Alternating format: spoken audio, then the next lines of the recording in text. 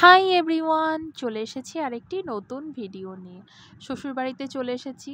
আর তার পরের দিন সকালে ঐশিকি এখনও ঘুমাচ্ছে, ওঠেনি। আর আমি আমার বর উঠে পড়েছি। আর আমি তো ঘুমিয়ে পুরো চোখটা ফুলিয়ে ফেলেছি।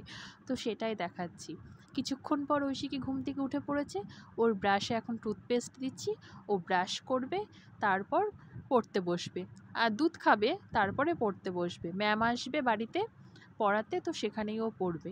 তারপর আরেকটা বিষয় দেখাই, আমরা পরিবারে ৫ জন মানুষ আর ৫ রকমের টুথপেস্ট। প্রথমটা গেল আমার শাশুড়ি মার, আর এইটা আমি ইউজ করি।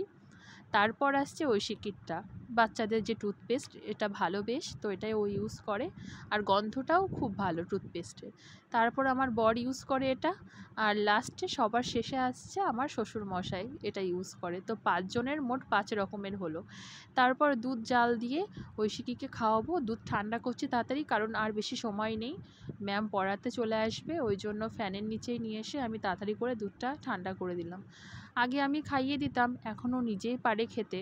ওই জন্য ওকে গ্লাসে করে দুধটা দিলে ও ঠিক খেয়ে নেয়, আমাকে আর খাওয়াতে হয় না। তো ম্যাম আসে, হ্যাঁ, সপ্তাহে হচ্ছে ৫ দিন আসে ম্যাম পড়ায়। আর সন্ধ্যাবেলায় আমি ওকে পড়াই।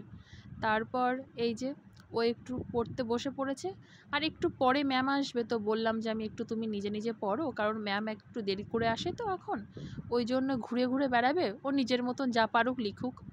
তারপর হলো আমার ব্রেকফাস্ট আমি দেখাই, সকালে আমি কি খাই। মুড়ি নিয়ে নিয়েছি, আর তারপরে হচ্ছে টক দই আর শশা কেটে নিয়েছি।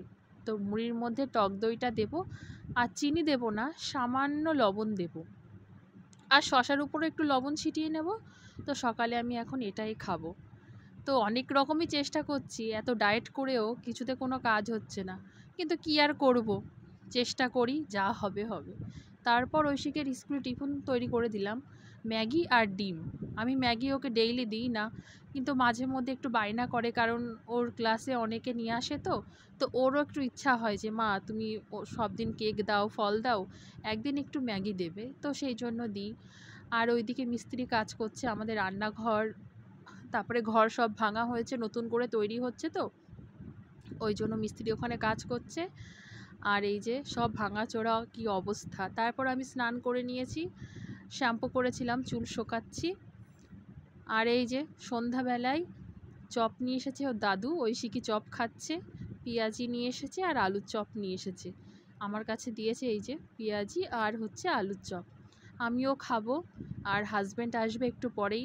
আর আমার শাশুড়ি মা আমার জন্য আবার জাম নিয়ে এসেছে, পাড়ায় গেছিলো, জাম পেয়েছে, নিয়ে এসেছে।